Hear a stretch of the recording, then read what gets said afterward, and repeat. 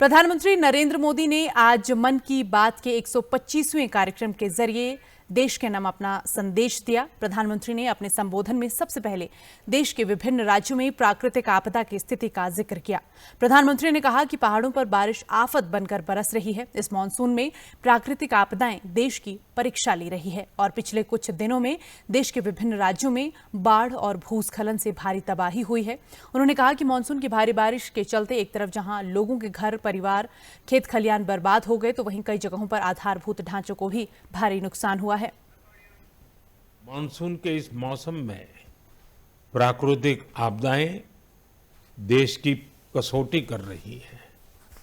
पिछले कुछ हफ्तों में हमने बाढ़ और भूस्खलन का बड़ा कहर देखा है।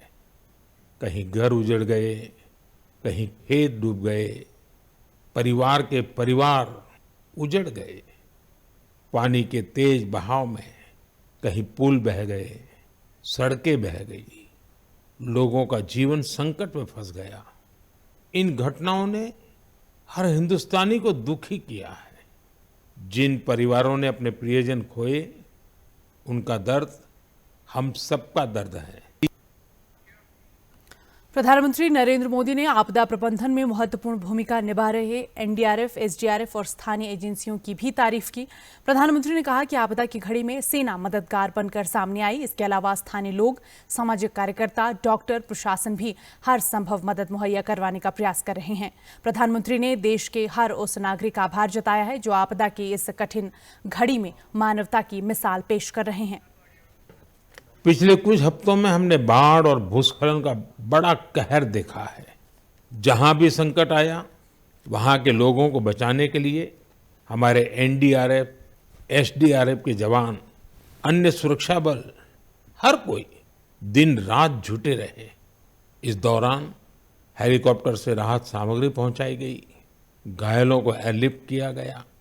आपदा की घड़ी में सेना मददगार बनकर सामने आई। स्थानीय लोग, सामाजिक कार्यकर्ता, डॉक्टर, प्रशासन, संकट की इस घड़ी में सभी ने हर संभव प्रयास किया। मैं ऐसे हर नागरिक को हृदय से धन्यवाद देता हूं, जिन्होंने इस कठिन समय में मानवीयता को सबसे ऊपर रखा हुआ।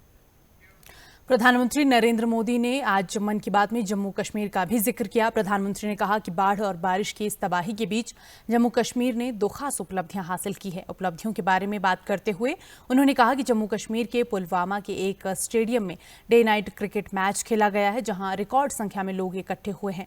उन्होंने कहा कि इस तरह का जमावड़ा लगना पहले के समय में संभव नहीं था, लेकिन अब मेरा देश बदल रहा है। वहीं दूसरा आयोजन श्रीनगर की डल झील पर हुआ है, जहां खेलो इंडिया वाटर स्पोर्ट्स फेस्टिवल की तमाम गतिविधियां सफलतापूर्वक आयोजित की गई हैं। जम्मू कश्मीर के पुलवामा के एक स्टेडियम में रिकॉर्ड संख्या में लोग इकट्ठा हुए। यहां पुलवामा का पहला डे नाइट क्रिकेट मैच खेला गया।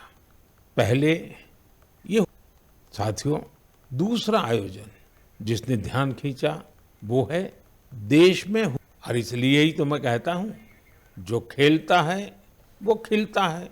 हमारा देश भी जितनी टूर्नामेंट खेलेगा उतना खिलेगा।